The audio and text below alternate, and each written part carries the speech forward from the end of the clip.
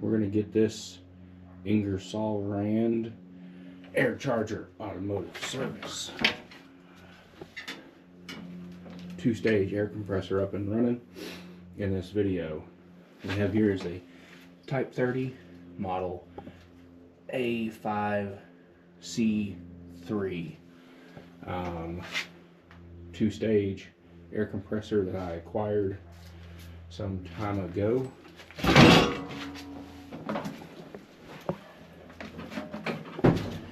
And as you can see, it's missing some things. Mostly this motor needs a motor. Didn't have one. The gentleman that I got it from said that he tried running a 3 horsepower motor and it wouldn't turn a compressor this size. So he was just using it as a hold-up tank, and a hold-up tank for his paint shop. And he got out of painting, was getting rid of junk. So we're going to do a couple things, check a couple things out on this air compressor. I know it has oil in it, and it seems like it builds pressure when you turn it by hand.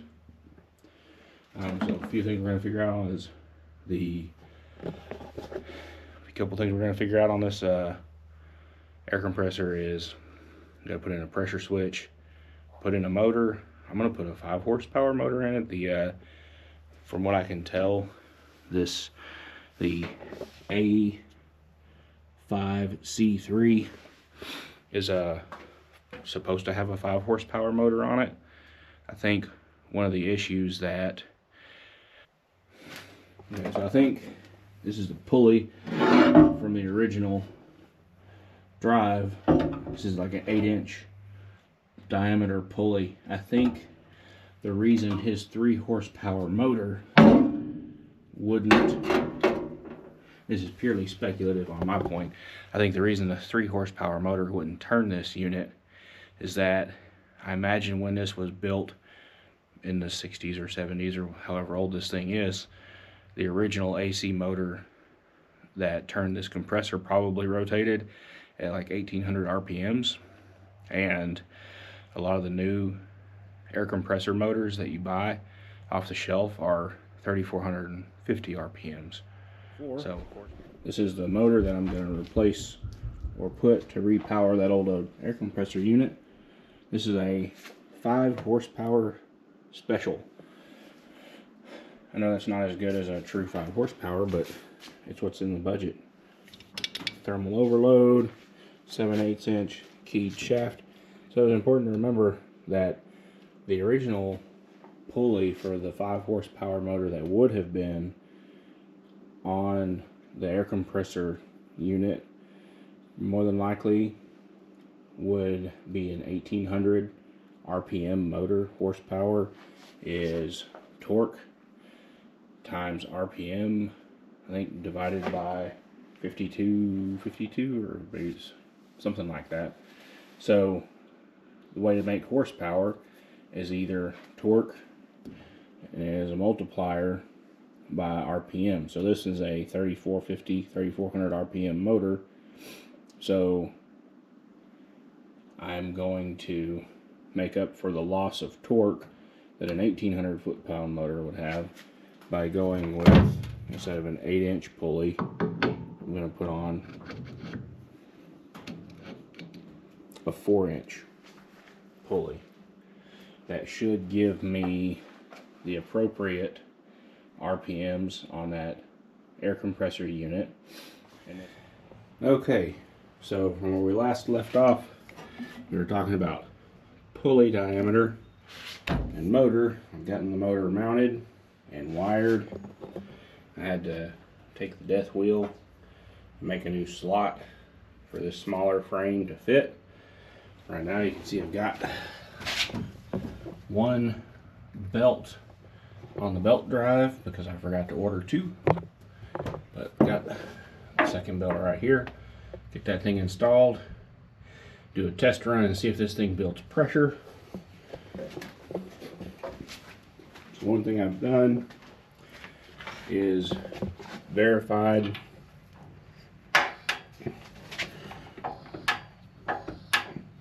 Pop-off valve. Not totally frozen. We'll see. Got a pressure relief valve there. Pressure relief valve there. We should probably figure out if this thing has oil in it.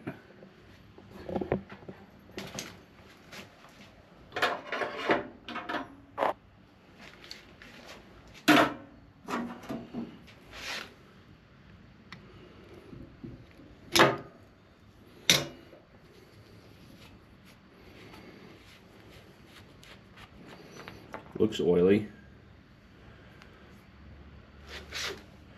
How much oil is it supposed to have in it? There's oil in there. Seems about full. Alright. Okay. Belts are on.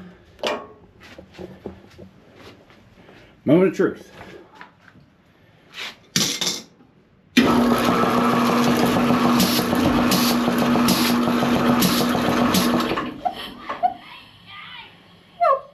That was anticlimactic.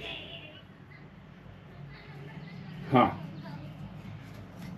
Maybe there's Spice and Cricket. Interesting. Spice and Cricket's in there. Oh no! Built air. Okay, so interesting development. Keeps tripping the thermal overload. It'll make a couple turns, and then it's blowing this off. So what could be? Okay, so tried a few different things. Running with the valve open, motor installed, thermal overload tripped, power, and we'll see what happens.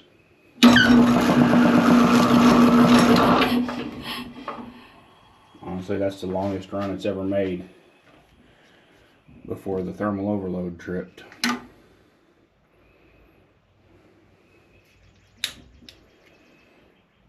Is the compressor just tight because it sat for a long time and lube hadn't got everywhere it needs to be? I don't know. One thing, when you buy a compressor duty motor, is do not get fooled by this service factor 1.0. That is not indicative that this motor can handle the inrush current torque output to match what this old compressor head is doing. So what it's got a 15-inch drive pulley, a 4-inch 15-inch pump pulley, 4-inch drive pulley. That should put this at 920 RPMs. I think I read that the operating range is 900 to 1200 RPM. So speed, we're not overspeeding this, but it's just definitely more than this pulley can handle, or this pump motor can handle.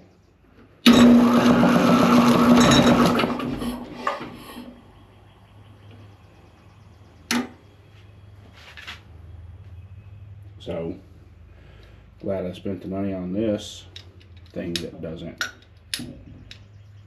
do what it needs to do. So we'll be back with a better 5 horsepower motor. Okay, so done a little bit of work since the last snip.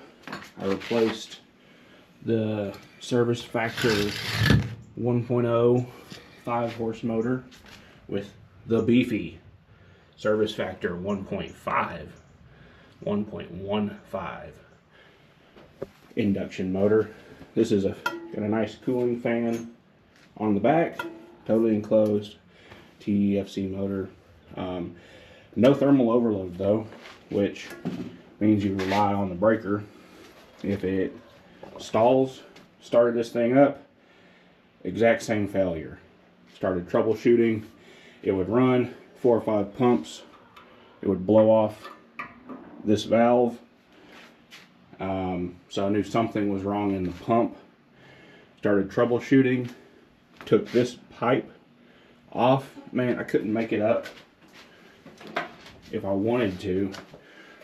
Some yahoo had put this bolt inside this flare nut and then tightened it up, and it was blinding the high pressure discharge. So that pump, maybe the other pump would have worked. I don't know. I'm not taking it back apart to prove it, but let's see.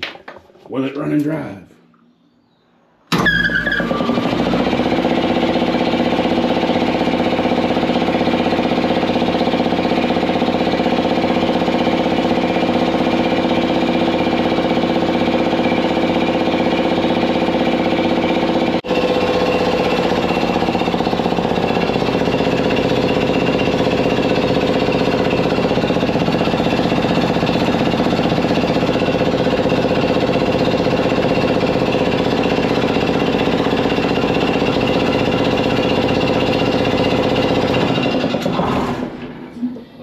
Baby, check that out.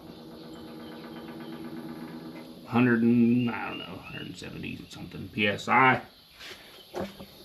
Have a known leak under this PSV, but I've ordered a replacement. Okay, so over here on the discharge end, got it coming out to a ball valve with a handle that needs to be shortened, a drop for air to use if I need it in this building. And then it goes into 3/4 inch PEX, which goes off into the across the yard, under the yard to another building.